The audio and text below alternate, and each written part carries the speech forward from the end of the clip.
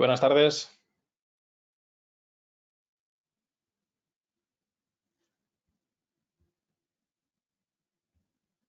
Te doy las buenas tardes yo, Alejandro, que creo que soy el único que puedo hablar. No lo sé si los demás pueden hablar o no. Aunque llevamos un rato hablando. Sí. No lo sé si los demás nos veis y nos escucháis correctamente, si podéis escribirlo por el chat. Que yo creo que sí, pero vamos a verlo.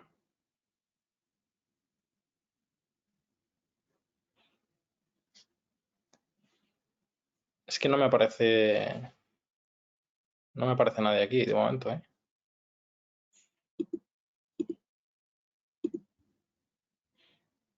No me aparece nadie aquí dentro. Un segundo.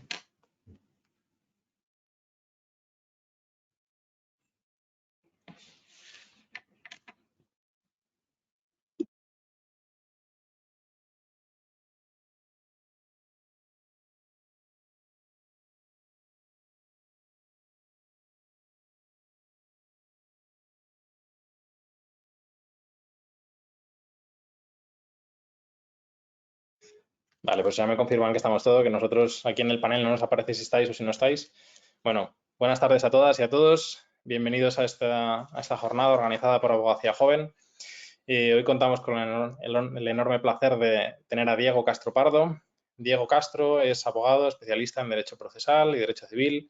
De hecho, que estábamos comentando justo ahora de que os incorporaseis, que es abogado litigante. Estamos ahora con las Navidades a la vuelta súper saturados, con lo cual le agradecemos que nos haya hecho un huequito. Diego es además socio fundador de un despacho importante en Madrid, que es DICAP Abogados, y nos va a hablar hoy acerca de la Business Judgment Rule en la Ley de Sociedades de Capital. En concreto, nos viene a hablar acerca de pronunciamientos judiciales relevantes y recientes en esta materia.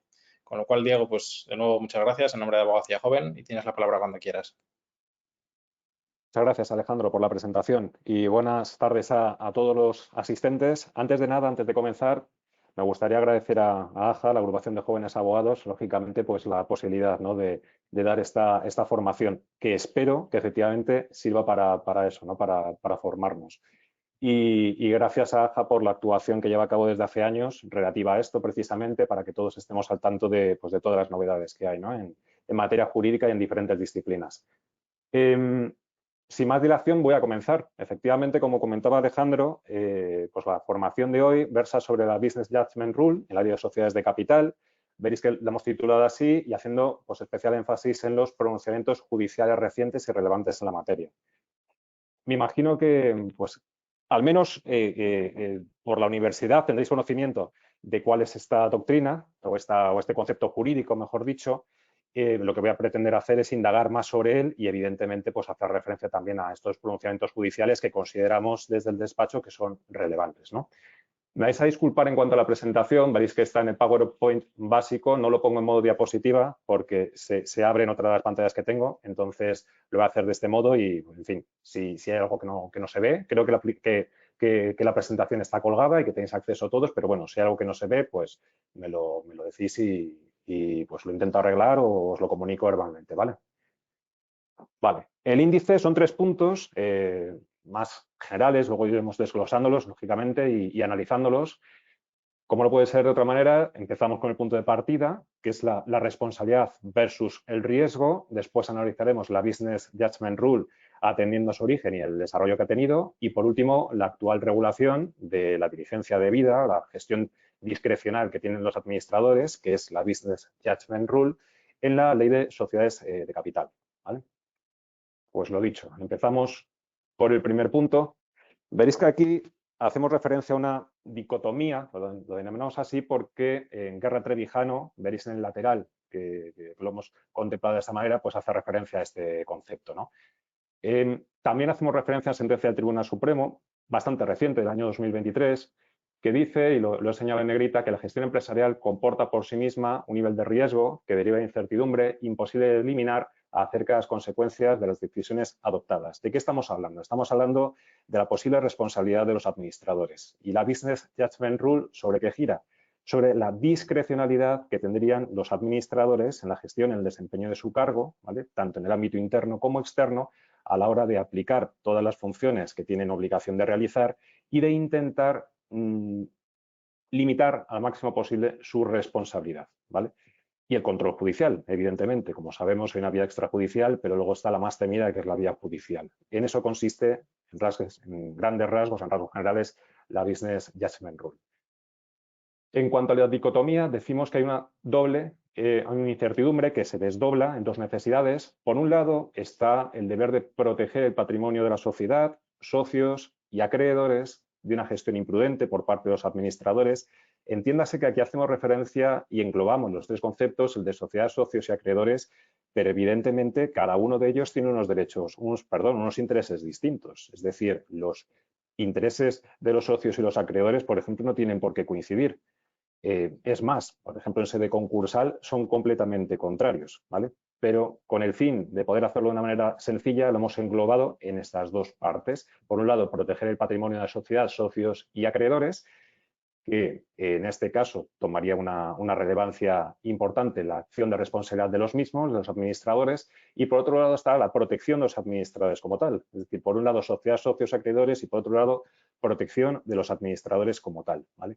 Que decimos que de las consecuencias lesivas de sus decisiones cuando las mismas se adopten dentro del ámbito de la gestión empresarial. Volvemos al concepto gestión empresarial y lo vamos a tener que tener bien interiorizado porque es totalmente o está totalmente vinculado con la Business Judgment Rule. De hecho, es esto, ¿vale? Gestión discrecional por parte de los administradores. Perdonad.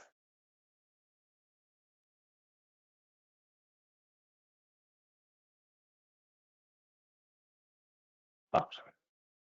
La regulación general de los deberes de los administradores. Sabréis que hay dos conceptos que tenemos que tener en cuenta, que es por un lado el deber de diligencia y por otro lado es el deber de lealtad.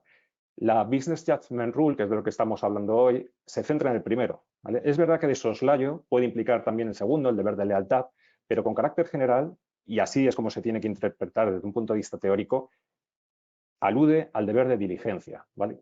¿Dónde se regula el deber de diligencia? Os voy a adelantar algo que viene también posteriormente en otras diapositivas, pero este concepto se positivizó en el ordenamiento jurídico español y se recoge, negro sobre blanco, está en los artículos 225 y 226, ¿vale? De la Ley de Sociedades de Capital, mientras que el deber de lealtad, igualmente importante, se regula en el 227, es decir, a continuación.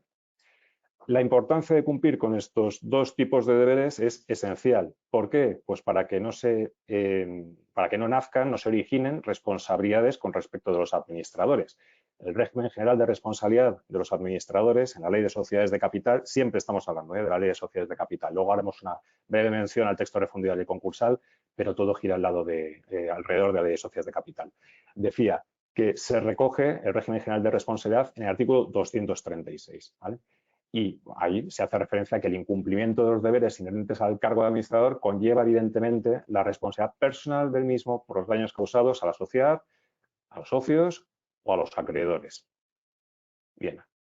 Aquí en el lateral, bueno, hemos puesto el artículo al que hacemos referencia, es el 236, y también mencionamos la sentencia del Tribunal Supremo del 31 de marzo del 2023, ¿vale? Creo que es bueno ir leyendo, al margen de lo que yo voy comentando, estas menciones, pero bueno, sin más, ¿vale? Lo tenéis en la presentación. Pasamos a lo siguiente, continuamos con los deberes de diligencia y de lealtad. Centrándonos en la parte del deber de diligencia por parte del administrador, hay que atender a tres conceptos que son fundamentales. ¿A qué tiene que atender, a qué diligencia tiene que atender el administrador? Pues tiene que atender a los deberes impuestos por la ley, a los recogidos en los estatutos sociales y al acordado en pacto de socios, ¿vale? Ponemos ahí o cualquier otra norma interna de conducta. Estos tres parámetros son fundamentales porque son con base en los cuales va a tener que actuar un administrador.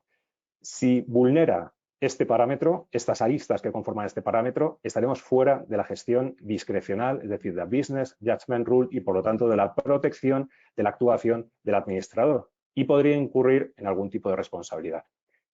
Por otro lado, y lo recalco, incluimos aquí el deber de lealtad. Ya dicho, lo recoge otro artículo, no entra dentro de la Business Judgment Rule, pero sí que es preciso recalcar que es otro deber del administrador que tiene que cumplir junto con el de diligencia, ¿vale? Ponemos ahí algunos ejemplos, desempeñar el cargo con lealtad. Bueno, en resumidas cuentas, para hacerlo sencillo, el deber de lealtad se centra principalmente en que no haya un conflicto de interés por parte del administrador, ¿vale? Ahora sí, centrándonos en la diligencia de vida, que es de lo que versa esta formación, artículos, ya decía, 225 y 226 de la Ley de Sociedades de Capital, aquí tenemos que hacer referencia a un conjunto de deberes, ¿vale? De deberes generales de conducta por parte del administrador. Lo primero que tenemos que decir, que no es un deber como tal, sino que es algo que tenemos que tener en cuenta porque es fundamental, es que en nuestro derecho no existe una lex specialis / código normativo unánimemente aceptado al que los administradores sociales puedan aclararse en su actuación, decimos, a excepción de las cotizadas. O sea, en la generalidad de las sociedades no se recogen estos parámetros. Entonces, bueno, parece que incluimos una incongruencia, ¿no? O una incoherencia. Estamos diciendo que se recoge en derecho positivo, artículos 225 y 226, pero sin embargo no hay una lex artis, no hay un código normativo. Bueno, o sea, realmente lo que sí que hay son esos dos preceptos y un acervo jurisprudencial tremendo que los interpreta, ¿vale? Y como dicen los jueces, hay que ir caso por caso, y aquí la casuística es inmensa, ¿vale? Con base en esos dos preceptos, 225, 226 y el análisis de la jurisprudencia, podemos llegar a determinadas conclusiones. Por ejemplo, el artículo 225 nos dice que, limitándose, eso sí, que todo administrador debe actuar en el ejercicio de su cargo con la diligencia de un ordenado empresario. Claro, ¿qué es un ordenado empresario? Eso es lo que desarrolla la jurisprudencia. Este estándar decimos que implica que los administradores deban desempeñar su cargo con un nivel de cuidado y atención equivalente al que mostraría un empresario sensato y competente a gestionar sus propios asuntos. No se trata solo de no incumplir la ley y los estatutos, como decíamos antes, que son de obligado cumplimiento, evidentemente, sino además de implicarse activamente en la gestión. En este sentido, además, omitir alguna actuación o desentenderse a la marcha del negocio también implicaría un incumplimiento de la diligencia, sentencia del Tribunal Supremo del 2023.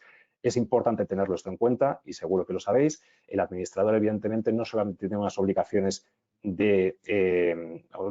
pasivas, sino también activas. O sea, tiene que ser proactivo. Por ejemplo, en el ámbito de la información, tiene un deber de información, tiene un derecho de información, pero tiene un deber de información, ¿vale? No puede permanecer pasivo u oculto al desenlace, a la trayectoria de la sociedad. Bueno, necesidad de establecer límites al control de la diligencia, de la Business Judgment Rule. Decimos que nace la Business Judgment Rule ante necesidad de establecer límites al control judicial de la diligencia debida. No es otra cosa que una regla o vara de medir, bueno, o cuaderno de bitácora que dice Eduardo Gómez, que es uno de los magistrados del Mercantil de Sevilla, una vara de medir del cumplimiento de dicho deber de diligencia por parte de los administradores, con base en unos fundamentos. Primero, aquí hemos dicho alentar la asunción de riesgos. Hombre, desde luego lo que tampoco quiere el ordenamiento jurídico español es que los administradores incurran en cualquier tipo de riesgo, por muy elevado que sea. Pero, en su contrario, lo que tampoco se quiere es evitar que los administradores puedan actuar y que, por lo tanto, las sociedades no prosperen, ¿vale? Este es el concepto que es relevante en este aspecto. Por otro lado, y relacionado con ello, seguridad jurídica. Un administrador no va a tomar determinadas decisiones, evidentemente, si no, por vía jurisprudencial o con los dos artículos que estamos mencionando, no recibe cierto confort, cierta seguridad a la hora de actuar, ¿vale? Por lo tanto, es preciso que haya una seguridad jurídica que le dé tranquilidad a dicho administrador. Decimos, lo habíamos comentado antes, limitación de los jueces para juzgar las decisiones empresariales. Hombre, es el caballo de batalla de esta cuestión y es fundamental tenerlo en cuenta.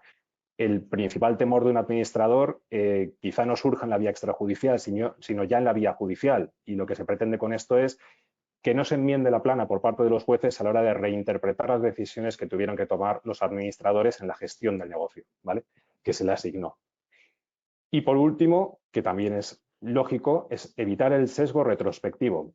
Es muy sencillo, a todos nos pasa en cualquier ámbito de la vida, no solamente en el jurídico, hacer un análisis y llegar a ciertas consecuencias o ciertas conclusiones, mejor dicho, sabiendo qué ocurrió en el pasado. Lo difícil es saber qué puede ocurrir en el futuro. Claro, a un administrador no se le exige ser un adivino, se le exige ser diligente en su actuación. Ser una persona formada, ser una persona que asume ciertos riesgos, pero siempre en pos, en interés de la sociedad y cumpliendo siempre los tres parámetros que decíamos al principio, que son la ley, los estatutos y luego los otros acuerdos sociales, principalmente los pactos parasociales que puedan existir, ¿vale? Vale. Aquí vienen, a continuación de esta, tres slides, tres diapositivas que hacen referencia al origen jurisprudencial y desarrollo de la Business Judgment Rule, ¿vale? Lo voy a resumir, tenéis estas tres diapositivas lógicamente en la presentación por si queréis indagar algo más sobre ellas, pero creo que lo más interesante es lo que hemos comentado ya y lo que viene después, ¿vale? En resumidas cuentas, aquí tenemos que tener conciencia de que es un concepto que no viene por el ordenamiento jurídico español, no es nuestro, ¿vale? Este concepto tuvo su inicio en el siglo XVII en Inglaterra, después se desarrolló en Estados Unidos y posteriormente, muy posteriormente, en Alemania, en el año 2005, se positivizó, se recogió ya por fin en una ley, ¿vale? A España no llegaría positivizado, es decir, recogido en una ley, hasta la Ley de Sociedades de Capital de diciembre, o la modificación, mejor dicho, a la Ley de Sociedades de Capital de diciembre del 2014, ¿vale? Ahora lo veremos. Entonces, como decía, primera diapositiva del origen jurisprudencial de este concepto. Hablamos aquí, damos unas pinceladas. Como decía, comenzó en Estados Unidos, en Inglaterra, después se desarrolló en Estados Unidos, ¿vale? Hay algunos pronunciamientos judiciales, comprenderéis que de hace bastantes años, ¿vale? Los tenemos, si los queréis, nos los pedís y os los remitimos, ¿vale? Aquí entro en concepto del Entire Fairness Review, pronunciamiento interesante del año 92, ¿vale? Continuamos siempre haciendo mención a, en este caso, Estados Unidos. Y por último, la positivización o recogida del concepto de la Business Judgment Rule en una regla, en el caso de Alemania, en el año 2005. Bien, hay unas diferencias que luego analizaré cuando entre en el concepto que nosotros utilizamos en España, en el ordenamiento jurídico español. Hay unas diferencias entre la interpretación que hicieron de este concepto los estadounidenses y los alemanes, ¿vale? La doctrina estadounidense y la doctrina alemana. Luego lo analizo, ya digo. Bueno, comenzamos con esto. En primer lugar, del concepto o de la tradición alemana, tenemos que quedarnos principalmente con el concepto denominado el puerto seguro, safe harbor. ¿Qué significa eso? El puerto seguro significa que el administrador no será responsable siempre y cuando, ya interpretado con base en el ordenamiento jurídico español, ¿de acuerdo? No será responsable siempre y cuando pueda acreditar que cumple en su actuación o no actuación con los requisitos que se disponen en el artículo 225 y 226 de la Ley de Sociedades de Capital, ¿vale? Esto da bastante seguridad y además interpreta de manera iures et de jure, ¿vale? No es iuris tantum. Da bastante seguridad, ¿por qué? Pues porque siempre que el administrador, en toda actuación que realice u omisión de actuación, ¿vale?, contemple el cumplimiento de los 4 requisitos que se recogen en esos 2 artículos, podrá descansar, podrá intentar evitar cualquier tipo de responsabilidad. Esto sobre el papel parece fácil. Luego, como decía antes, la casuística es enorme, ¿vale? Y los pronunciamientos jurisprudenciales diversos, ¿vale? Bien, como decía anteriormente, el concepto de la Business Judgment Rule se positivizó en nuestro derecho, en nuestro ordenamiento jurídico, el español, a finales del 2014, como consecuencia de la modificación de diciembre del 14 de la Ley de Sociedades de Capital. Ahora bien, con carácter previo ya hubo unos pronunciamientos, tanto del Supremo como de las audiencias provinciales, que algún juzgado de lo mercantil, que hacía referencia a este concepto, si bien no positivizado, pero lo interpretaba el concepto foráneo y lo traía a nuestro ordenamiento jurídico de esa manera, por medio de una sentencia, ¿no? O auto en su caso, pero evidentemente sentencia, con más razón de ser porque incide sobre el fondo. Hemos incluido aquí algunas sentencias, comprenderéis que son antiguas, pues porque evidentemente tienen que ser previas al 2014, ¿vale? Una del 81, otra del 97, otra del 2007, en fin, están en la ponencia, en el PowerPoint y en el PDF que hemos compartido, así que las podéis leer cuando consideréis oportuno, ¿vale?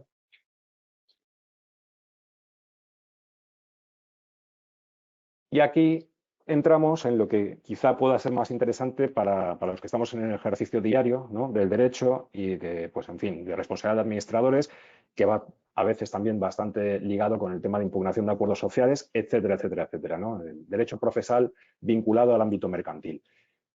Decíamos, y perdonad la insistencia, que se recoge en el artículo 226 lo más relevante sobre la diligencia debida de los administradores en el ordenamiento nuestro, Y aquí ya desglosamos 5 puntos a tener en cuenta, ¿vale? Para que efectivamente se pueda considerar que un administrador puede venir cubierto en su actuación u omisión de actuación con la Business Judgment Rule. El primer concepto al que tenemos que prestar atención es, y además este trae causa también o viene del Código Civil, es decir, que en toda actuación debemos contemplarlo, no solamente en el ámbito mercantil, evidentemente, es la buena fe, ¿vale? Es un principio general de nuestro ordenamiento y un límite a la discrecionalidad de los administradores, como no puede ser de otra manera. Segundo, una ausencia de interés personal. Esto es importante porque si os dais cuenta y acudís al artículo 227 que regula el deber de lealtad, que queda al margen de la Business Judgment Rule, ahí también se hace referencia al interés, ¿vale? Al interés. El administrador siempre tiene que actuar en interés de la sociedad, nunca en su interés ni en interés de ninguna otra de las partes, un acreedor, un socio, siempre en interés de la sociedad, ¿vale? Por otro lado, información suficiente es otro de los puntos a tener en cuenta de este artículo y opera tanto en el sentido de que el administrador tiene un derecho de informarse como, en este caso, aún con más fuerza, el deber de hacerlo, ¿vale? No puede cerrar los ojos y dejar que suceda cualquier actuación que pueda ser contraria a derecho o contraria al interés social sin tomar las medidas de información y de actuación que resulten procedentes. Dice, siguiendo el procedimiento de decisión adecuado, así se recoge en el artículo 226. Como indicamos, no contiene mayores precisiones sobre este procedimiento. Los administradores deben actuar conforme a los procedimientos legales o estatutarios, ¿vale? Según el caso, habrá que analizarse, lo analizarían los tribunales, en su caso, si el administrador ha utilizado el procedimiento adecuado para evitar su responsabilidad. Y que, por último, que solo se aplica esto, la Business Judgment Rule, a decisiones estratégicas o de negocio. Volvemos a mencionar una sentencia del Supremo del año 2023, pero en esta parte con lo que nos tenemos que quedar básicamente es que se excluye cualquier tipo de actuación de un administrador o una administradora contrario, que sea contraria a esa actuación a la ley, a los estatutos o a los acuerdos de los socios, a los pactos parasociales, ¿vale? Bueno, aquí insistimos sobre el concepto de puerto seguro, ¿vale? Y la confluencia que ha habido en nuestro ordenamiento jurídico en la interpretación de la Business Judgment Rule, cogiendo parte del modelo alemán y cogiendo parte del modelo estadounidense, ¿vale? Influencia del modelo alemán, decimos que al igual que en el puerto seguro, el artículo 226 otorga un espacio de inmunidad, de manera que si el administrador cumple con los requisitos, se aplica la protección como presunción iuris et de jure. Nuestros tribunales realizan una precisión, aunque faltase algunos requisitos, y eso es importante. De este artículo, ello no equivaldría a concluir que el administrador actuó de forma negligente. No tendría protección automática, pero sí tendría la posibilidad de acreditar que actuó de manera diligente, ¿vale? Y luego, la influencia del modelo americano hace referencia al interés, a saber a favor de qué interés está actuando. Decimos, al igual que establecido en los tribunales de Delaware, la existencia de un conflicto de interés es un elemento determinante que debe cambiar el estándar de revisión de la diligencia, ¿vale? Por lo tanto, tenemos que atender al concepto de puerto seguro, es decir, a los requisitos que recoge el artículo 226, sumado, que se recoge expresamente también, el interés, es decir, que actúe siempre en interés de la sociedad y de nadie más. Bueno, aquí vamos a analizar una serie de cuestiones prácticas que plantean desde un punto de vista procesal la aplicación de la Business Judgment Rule en el ámbito real, en el día a día, ¿no? Bueno, comenzamos con la carga de la prueba. Decimos que, bueno, hablamos del modelo alemán, lo hemos comentado ya. Los juzgados de lo mercantil, en este caso, hemos hecho referencia a una sentencia de un juzgado mercantil, el de Palma de Mallorca, del año 2022. Hay varias en este sentido, pero bueno, hemos recogido este extracto porque consideramos que resulta interesante. Dice, complejidad y falta de criterios claros sobre cómo opera la regla de juicio empresarial, Business Judgment Rule, al respecto de la carga formal de la prueba, el artículo 217 de la Ley de Enjuiciamiento Civil. Aquí no puedo ser claro porque realmente los tribunales tampoco terminan de serlo. Es decir, hay pronunciamientos judiciales en varios sentidos. Sí que es cierto, y aquí lo recogemos, que la regla mayoritaria, la de nuestras audiencias provinciales, es la siguiente. Decimos que atendiendo a los principios de disponibilidad y facilidad probatoria, 217.7 de la Ley de Enjuiciamiento Civil, resulta más coherente seguir la concepción alemana. ¿Y esto qué es? Es la regla general por la que parecen haberse decantado las audiencias provinciales, entre otras la Audiencia Provincial de Barcelona, de del 2024, 497/2024, que hace referencia al puerto seguro. ¿Y qué es el puerto seguro? Pues como decía antes, si el administrador es capaz de acreditar que ha dado cumplimiento debido a los requisitos que se recogen en el artículo 227 en su actuación o falta de actuación, podrá descansar, podrá dormir tranquilo. O sea, podrá considerar que ha actuado diligentemente y que no podrá desplegarse frente a él algún tipo de responsabilidad, ¿vale? En principio, ya digo, la carga de la prueba será del administrador porque es él el que más fácil tiene acreditar que ha actuado debidamente. Si bien es cierto que hay pronunciamientos judiciales, y creo que a continuación incluimos alguno, claro, hay demandas que se dirigen, hemos analizado alguna demanda que se ha dirigido frente a algún administrador que son bastante pobres, no están bien fundamentadas, hacen una alusión genérica a la falta de diligencia del administrador sin especificar cuáles serían los incumplimientos y la gravedad de los mismos. La gravedad de los mismos en el sentido de incidir negativamente en el interés social de la compañía. Claro, si la demanda carece de estos datos, de esa precisión, de esa contundencia, pues evidentemente es que ni siquiera el administrador va a tener que asumir esa carga de la prueba, ¿vale? Con carácter general, si la demanda sí que es fuerte frente a un administrador, ¿por qué tendría que asumir el administrador, esta carga de la prueba? Bueno, pues porque le resulta más fácil. O sea, él al final puede hacer acopio de las actuaciones que ha realizado y dejar un rastro, evitando dicha responsabilidad o pudiendo acreditar que no tiene por qué incurrir en una responsabilidad. Esto, evidentemente, podría constituir una prueba diabólica para cualquier tercero, es decir, alguien que no esté en el cargo de administrador, como pueda ser, por ejemplo, un socio, como pueda ser más todavía un acreedor, que no tiene acceso a tantos datos como sí, o información como pudiera tener un socio en una sociedad en concreto. En fin, ese es el motivo, ¿vale? De que sea, con carácter general, lo que interpretan nuestros tribunales, que sea el administrador el que tenga que asumir esa carga probatoria. Bien. Aquí volvemos al primer requisito que mencionábamos de 226, que es la buena fe. La buena fe recogemos que se presume a favor del administrador. Esto, desde luego, es muy positivo. Es decir, en este caso sí que se desvirtuaría la carga de la prueba. Tendría que ser aquel que fuese beligerante frente al administrador, que actuase frente al mismo, el que tuviese que acreditar que ha actuado con mala fe. Si nos encontramos, como decía antes, con una demanda floja en su fundamentación, que no sea especialmente contundente, que no pueda acreditar cuáles son las actuaciones u omisiones realizadas por el administrador que acrediten que no actúa de buena fe, pues evidentemente esa demanda tendría que verse desestimada en lo que respecta frente al administrador. Así que es algo que tenemos que tener en cuenta en la práctica, ¿vale?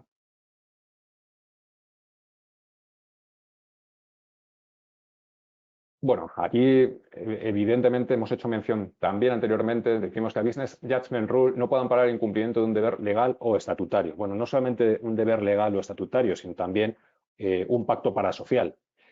Siempre la gestión discrecional de un administrador se protegerá siempre y cuando el administrador actúe con base en la ley, sin incumplir la ley, sin incumplir los estatutos y sin incumplir los acuerdos que se han adoptado en la sociedad, ¿vale? Hacemos mención a esta sentencia del Tribunal Supremo del 27 de junio del 2023. Ponemos de manifiesto que advirtió que el principio de discrecionalidad empresarial en ningún caso dispensa el cumplimiento de requisitos legales y estatutarios, ni aunque ello opere en beneficio de la sociedad. ¿Vale? Esta sentencia es muy reciente, pero es cierto que no es novedosa en este sentido. ¿Vale? Siempre va de suyo, junto con el concepto de la Business Judgment Rule, que no puede vulnerarse ninguno de estos conceptos que hemos tratado. ¿Vale? En similares términos, otra sentencia también relativamente reciente, 31 de marzo del 2023. ¿Vale? Aquí, en segundo lugar, decimos, ¿la Business Judgment Rule se puede aplicar de oficio? Pues volvemos a lo mismo de antes. Tampoco hay unanimidad en los pronunciamientos jurisprudenciales, los pronunciamientos de nuestros juzgados y tribunales. En contra, tenemos unos pronunciamientos que van en contra de esta aplicación, de esta consideración de que se puede aplicar de oficio, y otros pronunciamientos que serían a favor. En contra, por ejemplo, reciente, del 14 de marzo de 2024, sentencia de audiencia provincial de Murcia, ¿vale? 298 concretamente. A favor, sentencia de audiencia provincial de Valencia del 2022, 937 del 2022, que recogió que, dado que esta regla, la del 226 de la Ley de Sociedades de Capital, resulta apreciada de oficio, debió el juez acuo, en este caso, tenerla en cuenta y colocarse en el momento de adopción del acuerdo y valorar las circunstancias de la sociedad entonces, ¿vale? Siento con respecto a esto no poder ser más, en fin, no poder dar una opinión en concreto, sobre qué opinan nuestros tribunales, pero es que hay disparidad de opiniones. Es decir, algunos consideran que se puede considerar de oficio por parte del juzgado tribunal que sea, o sea, que debe operar la Business Judgment Rule y otros que no, ¿vale? Así que esta es la situación en la que nos encontramos. Y por último, me gustaría hacer, veréis aquí un comentario bastante interesante, un despliegue de la sentencia de la Provincial de Zaragoza a la que hago mención. ¿Cuál es la aplicación de este concepto en sede concursal? A ver, tengamos en cuenta en sede concursal, para los que os dediquéis a ello, lo conoceréis, y los que no, os lo explico brevemente, tenemos que atender principalmente a 3 artículos en sede de calificación concursal. Son el 442, 443 y 444. El 442 hace referencia a la causación o agravación de la insolvencia, de cualquier manera. El posterior, el 443, recoge unos supuestos en concreto que serían objeto de una presunción iure et de jure, es decir, que no admite prueba en contrario en caso de que se puedan acreditar. Y el siguiente, el artículo, recoge otras que son 3 concretamente que serían de juris tantum, es decir, admitirían prueba en contrario. ¿Cuál ha sido la novedad al respecto de la aplicación de la Business Judgment Rule en el ámbito concursal? Bien, desde hace años, ¿vale? Desde luego, sin ninguna duda, desde el 2014 para acá, si no antes, pero desde el 2014 para acá, sin ninguna duda, este concepto, la gestión discrecional de los empresarios, ha sido de aplicación en el ámbito concursal, ¿vale? ¿Cuál ha sido la novedad? Decía, pues que no solamente se aplica al artículo ahora 442, sino que también, como dice aquí, en este caso, la sentencia de la Audiencia Provincial de Zaragoza, también se ha aplicado a uno de los supuestos de los denominados iures et de jure, que en este caso se trataba de una salida fraudulenta de bienes. Por lo tanto, este concepto, la gestión discrecional de los administradores, también resultará de aplicación en el ámbito concursal, sin ninguna duda, ¿vale? Y he llegado al final, yo no sé si porque he corrido mucho o porque me he saltado puntos, pero, en fin, queda a vuestra disposición para comentar cualquier cuestión.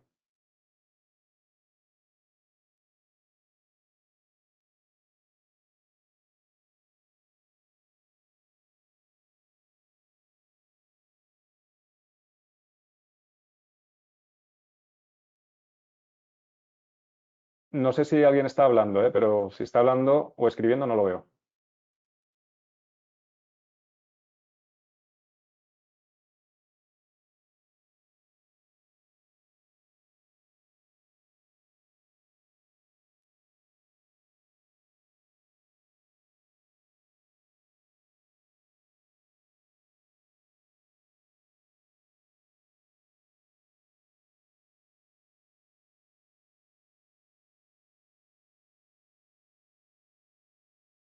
Hola, Hola, hola.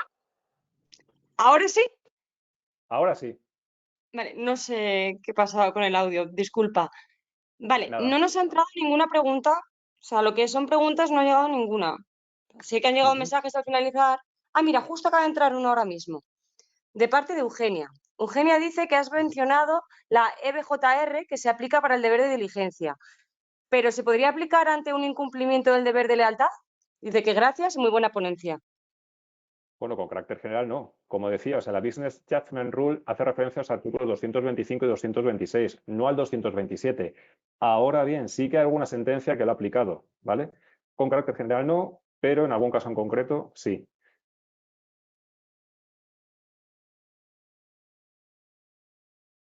Pero de suyo, por naturaleza, la Business Judgment Rule, ya digo, va referida a la diligencia que se recoge en esos 2 artículos, 225 y 226, no el 227, que es el del deber de lealtad.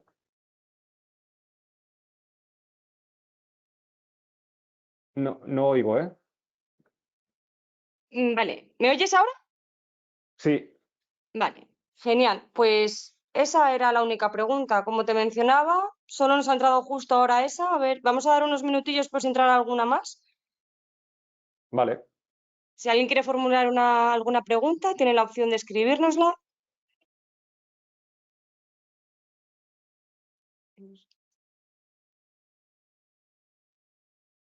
¿Alguna duda?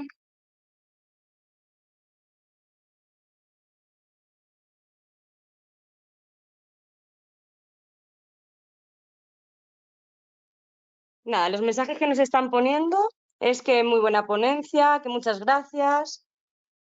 Mira, ¿cómo engarza esta regla con la responsabilidad de los administradores en el ámbito tributario?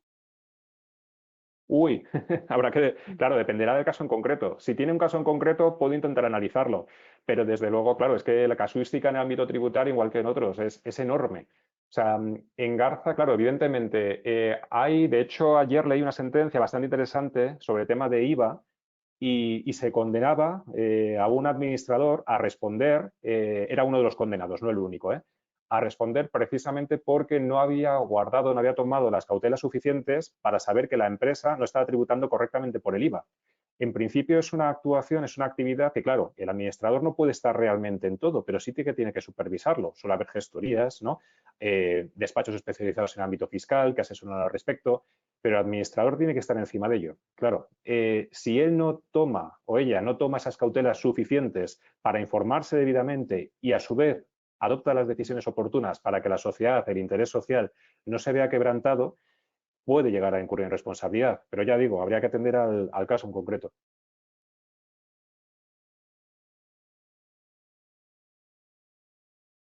Vale, dice que todo muy claro y que muchas gracias. Faltaría más, gracias a vosotros. Otro mensaje de gracias, muy buena ponencia. A ver si alguien más quiere formular alguna pregunta.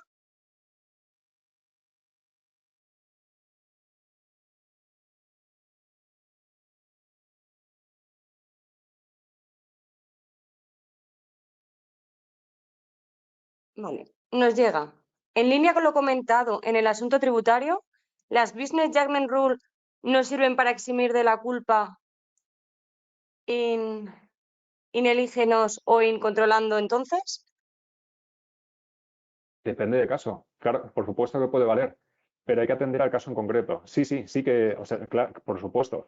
Siempre y cuando el administrador, sea en el ámbito tributario o fiscal en general o en cualquier otro, ¿vale? Siempre que el administrador actúe dentro de los parámetros que le fija la ley, los estatutos y los pactos parasociales principalmente, ¿vale? O cualquier acuerdo de carácter social de la sociedad, podría operar la Business Judgment Rule y podría verse exonerado de cualquier responsabilidad. Pero claro, hay que atender al caso en concreto y analizar si reúne los requisitos en su actuación que se contemplan en el 225 y 226.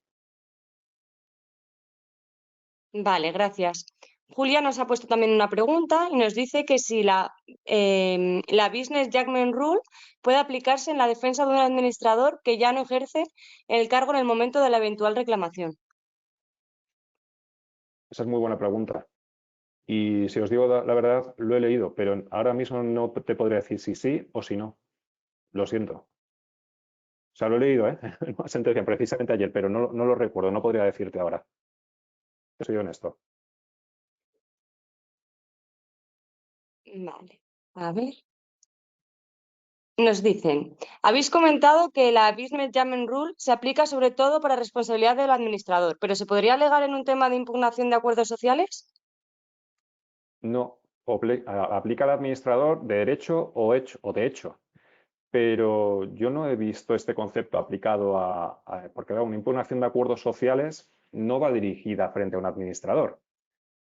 No puedo decir categóricamente que no, pero indiciariamente diría que no. Vale, dice que muchísimas gracias y que si puede compartir la sentencia, que se lo agradecería. Claro, ¿cuál? A ver si nos lo ponen por aquí. Julia, ¿a qué sentencia se refiere?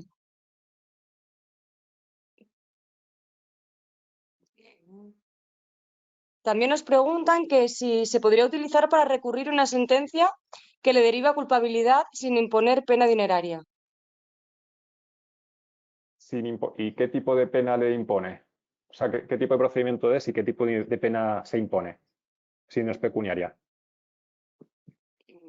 A ver si nos llega. Inhabilitación. Mm. Concursal con inhabilitación de 2 años. Claro, o sea, sí que se podría hacer referencia a ello, pero claro, desde primera instancia. Ahí el problema que veo es que si ya ha recaído sentencia, de cara a un recurso de apelación, claro, ya lo sabemos, ¿no? Si no hemos hecho uso de todos los remedios procesales, en este caso haber hecho mención a este concepto en primera instancia, en apelación lo veo complicado, salvo que sea una audiencia provincial que lo interprete de oficio, que hemos visto que algunas sí que lo hacen, interpretarlo de oficio. Pero con carácter general, si nos encontramos en primera instancia, es decir, que no vamos directamente a apelación sin haber hecho mención a este concepto, yo diría que sí que resulta de aplicación. Vale, y en cuanto a la pregunta que nos hacía Julia sobre lo de compartir la sentencia, nos dice que es la relativa a la defensa del administrador que ya no ejerce el cargo. Vale, sí, claro. Si nos puede facilitar un correo electrónico, lo agradezco. Vale. En cuanto a lo anterior, que muchas gracias, queda agradecido y muy buena ponencia. Y bueno, en cuanto al correo de Julia, si me lo dejan por aquí, ya te lo haré llegar. Vale. Y por lo demás, el resto no son preguntas. Muy buena ponencia, están muy contentos todos. O sea, son muchos mensajes de agradecimiento. Pues muchísimas gracias a todos vosotros, tanto de AJA como los asistentes, por vuestra paciencia y por vuestro buen trato, que estéis agradeciendo la ponencia. Así que gracias a vosotros. Muchísimas gracias, Diego. Un placer. Con esto cerramos la Igual, jornada. gracias.